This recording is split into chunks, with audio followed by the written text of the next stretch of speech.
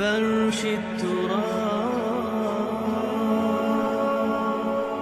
يضمني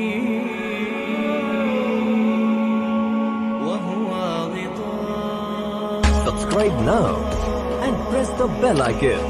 Never miss an update. حول الرمال. جو لوگ میوزک سننے کے عادی ہیں یاد رکھنا چاہیے میوزک اسلام نے حرام کیا، اور آج کا ذہن قبول ہی نہیں کرتا اسلام نے میوزک حرام کیوں کیا۔ فرمایا اللہ کے نبی علیہ الصلوۃ والسلام نے الغنا ينبت النفاق فی القلب کما ينبت الماء الکلا، کہ گانا اور میوزک، یہ ڈانس اور میوزک دل کے اندر نفاق ایسے پیدا کر دیتا ہے جیسے بارش یا پانی گھاس اگا دیتا ہے، ویسے نفاق پیدا ہوتا ہے۔ یعنی جب انسان گانے سنتا ہے اس میں پھر عشق کی باتیں ہوں گی، پھر جی چاہے گا میں بھی کسی کا عاشق بنوں یا کسی کا معشوق بنوں، میں بھی کسی کے ساتھ افیئر جوڑوں گا، پھر ہر وقت گانے کو جی چاہتا ہے، اس کے ذہن میں بھی گانے گھومتے رہتے ہیں۔ وہ صبح کو آنکھ کھولے گا سب سے پہلے گانا ذہن میں آئے گا۔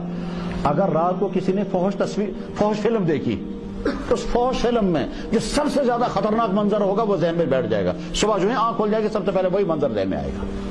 طے ہے یہ تو آپ کی زندگی کے تجربات ہوں گے، اور ہوتا یہی ہوگا کہ جو جتنا گندا منظر ہوگا وہی منظر ذہن میں جگہ پکڑ لے گا، باقی سارے منظر ہٹ جائیں گے اور رات دن وہی منظر گھومتا رہے گا۔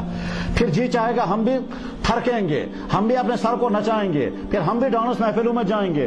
تو ڈانس، میوزک، افیئرس، ڈرگس، یہ تمام وہ چیزیں، اور فیشن، یہ تمام وہ چیزیں ہیں جو آج کے نوجوانوں کی روحانی بیماریاں ہیں۔ جیسے بڑھاپے میں بیماریاں الگ قسم کی ہوتی ہیں، ملازموں کو الگ قسم کی بیماری ہوتی ہیں، جوانوں کو یہ بیماری ہوتی ہے۔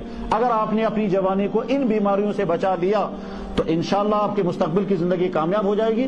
جیسے ہم اپنی جسم کو بیماریوں سے بچانے کی فکر کرتے ہیں ویسے ہی اپنے روح کو بھی بیماریوں سے بچانے کی فکر کریں۔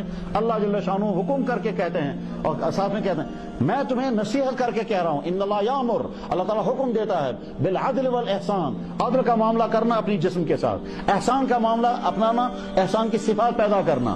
ان اللہ یامر بالعدل والاحسان وایتاء ذی القربى، رشتہ داروں کے ساتھ اچھا سلوک کرنا، وایتاء ذی القربى وینہی عن الفحشاء والمنکر، اور فحش کاموں سے، منکر کاموں سے تمہیں منع کرتا ہے۔ پھر آگے فرمایا یعظکم، اللہ تمہیں نصیحت کرتا ہے۔